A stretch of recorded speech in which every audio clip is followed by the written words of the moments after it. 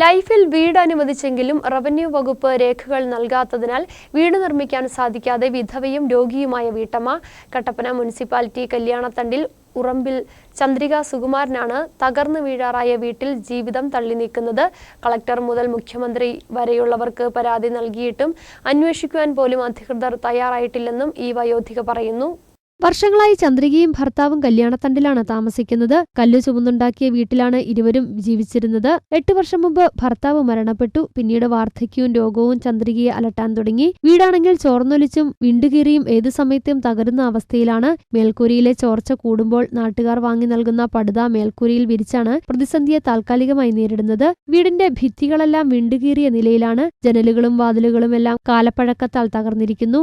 ഇവരുടെ ദുരവസ്ഥ കണ്ട നഗരസഭ ലൈഫിൽ വീടനുവദിച്ചിരുന്നു. നടപടിക്രമങ്ങൾ നടന്നു വരുന്നതിനിടയിൽ ഭൂമിയുടെ രേഖ വില്ലനായി. റവന്യൂ വകുപ്പിൽ ഭൂമിയുടെ രേഖയ്ക്കായി അപേക്ഷ നൽകിയെങ്കിലും വർഷങ്ങളായി നടപടിയില്ല. വീടിരിക്കുന്ന സ്ഥലം പുറമ്പോക്കാണെന്നാണ് സർക്കാർ രേഖ. പുറമ്പോക്കായതിനാൽ ഭൂമിയുടെ രേഖ നൽകാൻ റവന്യൂ വകുപ്പ് തയ്യാറായുമില്ല. പട്ടയത്തിനായി പല പ്രാവശ്യം കളക്ടർ, മുഖ്യമന്ത്രി എന്നിവർക്ക് പരാതിയും നൽകി. എന്നാൽ നടപടികൾ മാത്രമുണ്ടായില്ല. എനിക്കൊരു നിവൃത്തി ഉണ്ടെങ്കിൽ എനിക്ക് ഒന്നാതെ അസുഖം. പണിക്ക് 2 ദിവസം പോയാൽ 3-ാമത്തെ ദിവസം എനിക്ക് പണിക്ക് പോകത്തില്ല. ഇപ്പോൾ 2 പ്രാവശ്യം കാലത്തിൻ്റെ വന്നിട്ട് ഞാൻ അടച്ചിട്ടില്ല.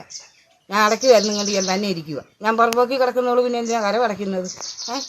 മുഖ്യമന്ത്രിക്ക് കൊണ്ട് അപേക്ഷ കൊടുത്തു, കളക്ടറേറ്റിൽ കൊണ്ട് ഞാൻ അപേക്ഷ കൊടുത്തു. പെരയുടെ ഫോട്ടോ സഹിതം ഞാൻ കൊണ്ട് കൊടുത്തിട്ട് അവർ വന്നു ഇതേവരെ ഒന്ന് വന്ന് അന്വേഷിച്ചിട്ട് പോലുമില്ല.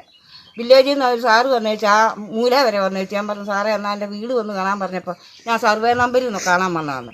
എന്നിട്ട് വില്ലേജ് ഓഫീസർ എന്നെ വിളിച്ചേച്ച് എന്നോട് ചോദിക്കുക, ചേച്ചിയുടെ വീട്ടിൽ നിന്ന് വഴിയിൽ നിന്ന് ഒത്തിരി താഴ്ത്ത് പറയാം. ഞാൻ പറഞ്ഞു, സാറേ ഇച്ചിരി ഇങ്ങോട്ട് ഇറങ്ങിയാൽ മതിയെന്ന് പറഞ്ഞു. പിന്നെ വിളിച്ചാക്കാന്ന് പറഞ്ഞു. ഇതേവരെ വിളിയുമില്ല. ഞാൻ പിന്നെ എങ്ങനെ ജീവിക്കും? വീടിന്റെ ഭിത്തികളിൽ രൂപപ്പെട്ട വിള്ളലുകളിലൂടെ ഇഴജന്തുക്കളടക്കം വീടിനുള്ളിലേക്ക് കടന്നുവരുന്ന സ്ഥിതിയുണ്ട്. പേപ്പർ കഷ്ണങ്ങൾ ഉപയോഗിച്ച് വിള്ളലുകൾ അടച്ചാണിപ്പോൾ അവയിൽ നിന്നും രക്ഷ നേടുന്നത്. മഴ പെയ്യുമ്പോൾ സമീപവാസിയുടെ വീട്ടിൽ അഭയം പ്രാപിക്കുകയാണ് ഈ വയോധിക. തങ്ങൾക്കർഹമായ ഭൂമിക്ക് രേഖ നൽകുമെന്ന വിശ്വാസത്താൽ ഓരോ ദിവസവും കാത്തിരിക്കുകയാണ് ചന്ദ്രിക. News bureau, Kattappana.